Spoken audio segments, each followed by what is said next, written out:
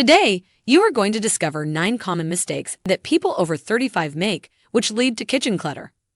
Mistake 1. Holding on to sentimental items that serve no practical purpose. I remember when my grandmother passed away, and I inherited her entire collection of decorative plates. They were beautiful, sure, but they took up an entire cabinet in my kitchen. For years, I kept them there, gathering dust and taking up valuable space. And the fix is to first take a deep breath. It's okay to let go of things without letting go of memories. Consider displaying 1 or 2 of your most cherished sentimental items and finding alternative homes for the rest. You can take photos of the items and create a digital scrapbook, or even repurpose them into functional pieces.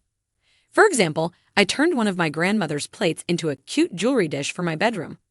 The rest, I passed them on to other family members who had space to appreciate them properly. Mistake 2.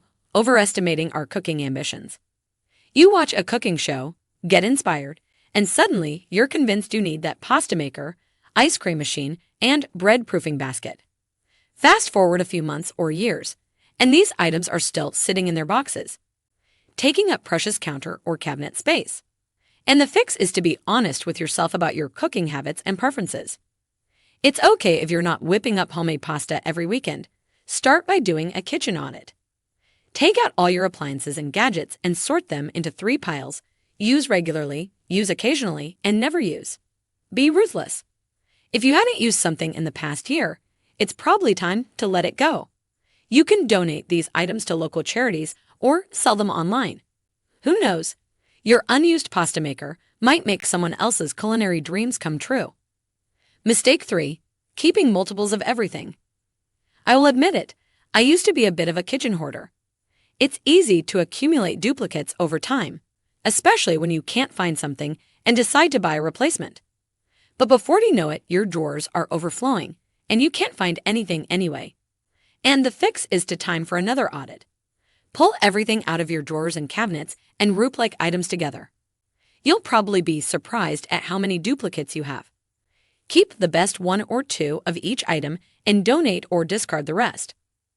A good rule of thumb is to keep 1 for everyday use and maybe 1 backup for when you're entertaining or cooking larger meals. Remember, less is more when it comes to kitchen organization. Mistake 4. Holding on to expired food and spices. Did you know that ground spices typically lose their potency after about 6 months to a year? Whole spices can last a bit longer, usually up to 2 years. But let's be honest, most of us have spices that have been hanging around much longer than that. And the fix is a spice and condiment purge. Go through your spice rack and check those dates. If you can't remember when you bought it, it's probably time for it to go. The same goes for your fridge and pantry. Toss out anything that's expired or that you know you won't use. Going forward, try to buy spices in smaller quantities so they stay fresh, and consider writing the purchase date on the bottom of the container. As for condiments, be realistic about what you actually use. Did you find the video helpful so far? Please consider liking the video and type "I am a minimalist" in the comments below, and make sure to subscribe to participate in future giveaways. Mistake 5. Neglecting vertical space. Many of us tend to focus on horizontal surfaces when organizing our kitchens, completely overlooking the potential of vertical space. And the fix is to look up. Your walls and the sides of your cabinets are prime real estate for storage. Install some floating shelves for frequently used items or decorative pieces. A magnetic knife strip can free up drawer space and keep your knives easily accessible. You could also hang a pegboard and customize it with hooks for utensils, pots, and pans. I recently installed a rod under my cabinets with S-hooks for hanging mugs, and it's been a game changer. Not only does it free up cabinet space, but it also adds a nice decorative touch to my kitchen. Mistake 6. The junk dryer syndrome. Twist ties, old receipts, they all end up in the junk dryer. While it might seem convenient to have a place for miscellaneous items, these drawers often become black holes of clutter. And the fix is it's time to tackle that dryer head-on. Empty it out completely and sort through everything. Be ruthless. If you haven't used it in the past year, you probably don't need it. For the items you do decide to keep, invest in some dryer organizers. You can find inexpensive ones at most home goods stores, or even repurpose small boxes or containers you already have. The key is to give everything a designated spot. And here's a pro tip. Once you've organized it, take a photo. This will help you maintain the organization and resist the urge to just toss things in there. Mistake 7. Keeping outdated or unused cookbooks. A survey by Cookbook Club Hardcover Cook found that the average cookbook owner only cooks 1 to 5 recipes from each book they own. That's a lot of unused potential taking up valuable kitchen space. And the fix is to it's time for a cookbook review. Go through your collection and ask yourself a few questions about each book. When was the last time I used this? Do I love the recipes in here? Does this align with how I cook now? Keep the books that truly inspire you and that you actually use. For the rest, consider donating them to your local library or selling them online.